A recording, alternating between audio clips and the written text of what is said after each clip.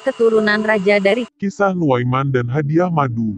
Dikisahkan, sahabat Nabi Nuaiman melihat penjual madu yang kepanasan setelah berkeliling menjajakan dagangannya. Namun sayangnya, tidak ada yang terjual. Nuaiman kemudian menghampir sang penjual madu tersebut dan mengajaknya ke kediaman Rasulullah SAW. Ia hendak memberi hadiah kepada Rasulullah dengan madu tersebut. Nuaiman pun meninggalkan penjual madu tersebut setelah menitipkan beberapa pesan kepadanya. Aku akan pergi karena masih ada urusan. Sebentar lagi penghuni rumah itu akan keluar dan membayar kepadamu harga madu itu. Lantas, sang penjual madu itu pun mengetuk rumah Rasulullah dan memberikan madu tersebut kepadanya. Tentunya, Rasulullah merasa tersentuh dengan madu yang dianggapnya adalah hadiah untuknya.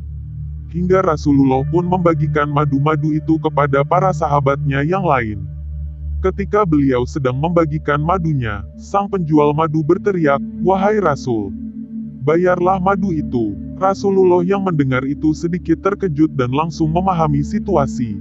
Ini pasti perbuatan Nuaiman, kata beliau sembari menggeleng-gelengkan kepalanya. Tidak lama setelah kejadian itu, Rasulullah pun memanggil Nuaiman untuk menemuinya. Beliau meminta penjelasan maksud di balik perilaku dari Nuaiman tersebut. Namun, justru jawaban yang datang dari Nuaiman lagi-lagi mengukirkan senyum di wajah Rasulullah SAW. Nuaiman berkata, "Aku ingin berbuat baik kepadamu, ya Rasul. Tapi aku tidak punya apa-apa." Melalui cerita ini, Rasulullah SAW seakan memaklumi sifat Nuaiman yang suka mengusilinya, namun sesungguhnya memiliki hati yang baik. Hal serupa juga pernah dikisahkan saat Rasulullah sedang duduk-duduk dengan para sahabat.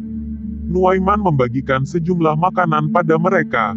Setelah makanan tersebut habis disantap oleh Rasulullah dan yang lain, tiba-tiba Nuaiman berkata, "Ya Rasulullah, ini penjualnya, tolong engkau yang bayar, Rasulullah." Rasulullah yang mendengar itu pun bingung dan terkejut. Hingga pada akhirnya, Rasulullah memakluminya dan mengajak para sahabat yang lain untuk ikut menebus bersama makanan yang telah mereka santap tersebut. Berdasarkan kisah-kisah di atas, dapat terlihat sisi kepribadian santai yang dimiliki Rasulullah SAW.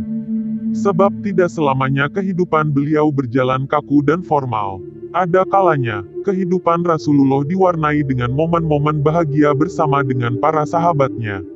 Wallahu a'lam.